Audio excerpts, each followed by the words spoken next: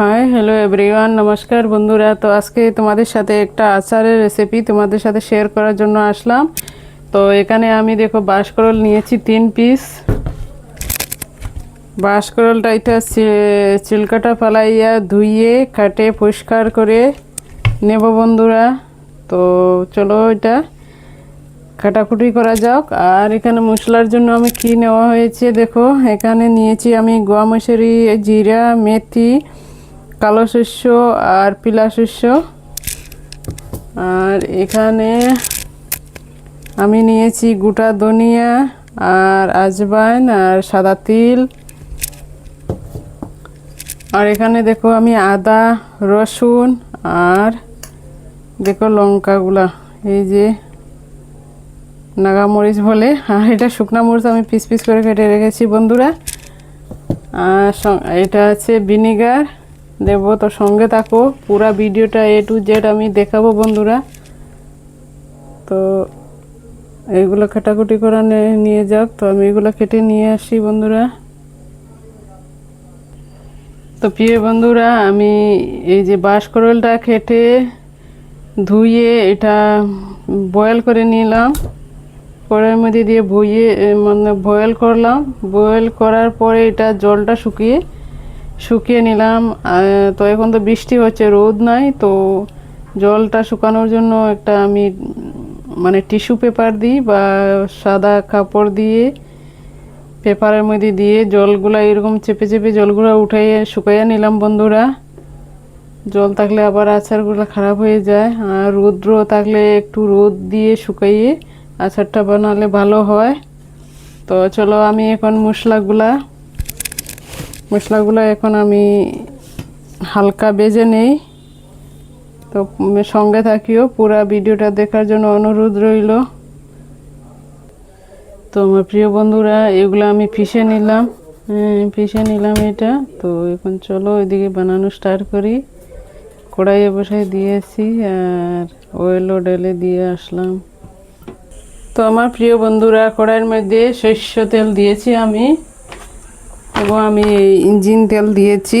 এইটা পকেট খুলে ঢেলে দিলাম, একটু তেল বেশি লাগে। তো তেলটা গরম হয়ে গেছে। তো এখন দিয়ে দিব আমি রসুন বন্ধুরা।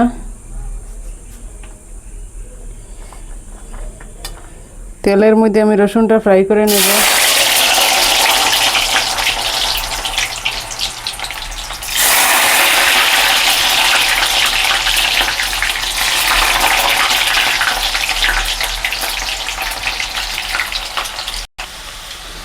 বন্ধুরা এখন দিয়ে দেব আমি মরিচগুলোও দিয়ে দেব, আদা মরিচ এগুলো সব দিয়ে দিলাম।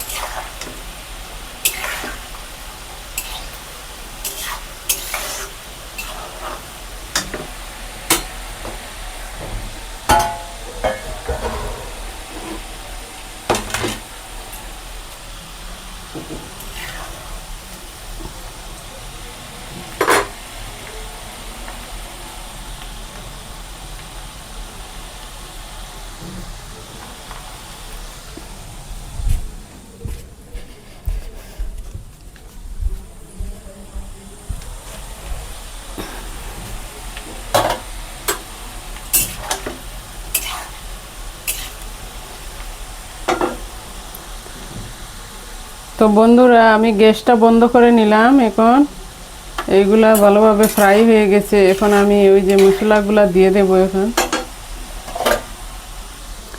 ওইগুলা পিষে রেখেছিলাম, এগুলা সব দিয়ে দিলাম এখানে।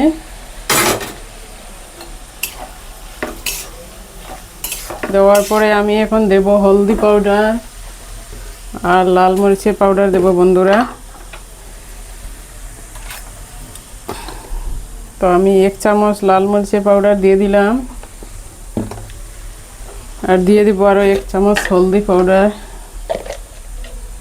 দিয়ে দিলাম 1 চামচ হলদি পাউডার, আরও একটু দিয়ে দিলাম মরিচও আরও 1 চামচ দিয়ে দিলাম, হাফ চামচ। একটু জাল টিকা বানাবো এটা। আর এখন আমি দিয়ে দেব লবণ বন্ধুরা,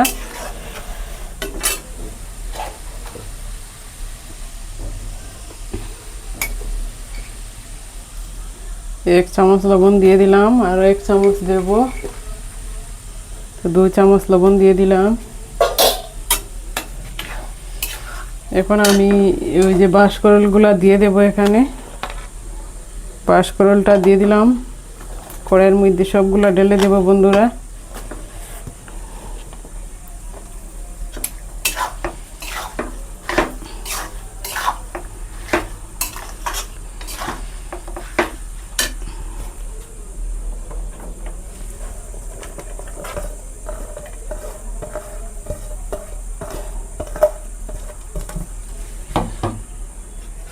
এখন মিক্স করে নেব বন্ধুরা মশলার সঙ্গে। ঠান্ডা হওয়ার পরে আমি ঢুকাবো বয়ামের মধ্যে, আর দিয়ে দেব ভিনিগার উপরে বন্ধুরা। এটা মিক্স করা নেই,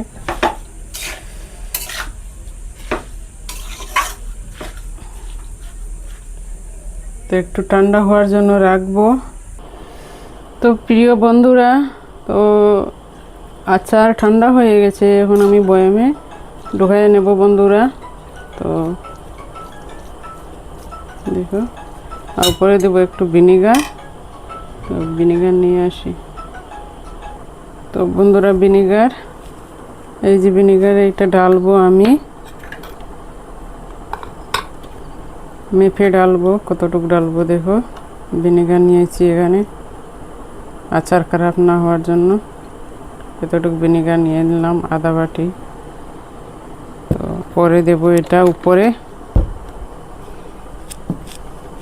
এখন আচারটা আমি বয়ামের মধ্যে ঢুকাইয়ে নেই বন্ধুরা।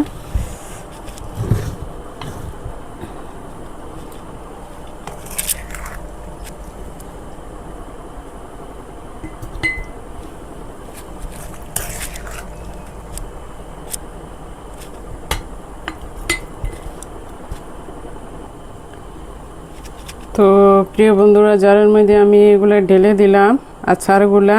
এখন আমি উপরে ভিনিগার দিয়ে দেব, ভিনিগার ঢেলে দিলাম বন্ধুরা।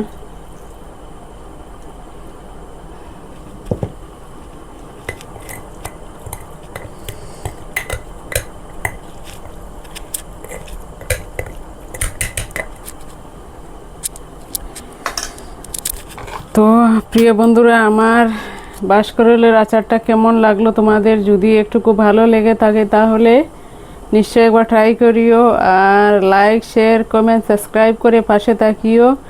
আর কি বলবো, সবাই ভালো থাকো, সুস্থ থাকো, সবাই সবার পাশে থাকো, আর মিলেমিশে এগিয়ে চলো।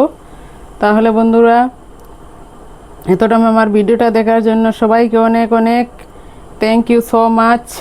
ভিডিওটা এখানে শেষ করলাম, নেক্সট ভিডিও নিয়ে ফিরে আসবো তোমাদের সাথে শেয়ার করার জন্য। তো টাটা, বাই বাই। আর এটা রৌদ্র আসলে, রৌদ্র মাঝে 2-3 দিন রৌদ্র এরকম দিয়ে দেবো বন্ধুরা। তো ঢাকনটা লাগাই নেই, তো শেষ করলাম এখানে।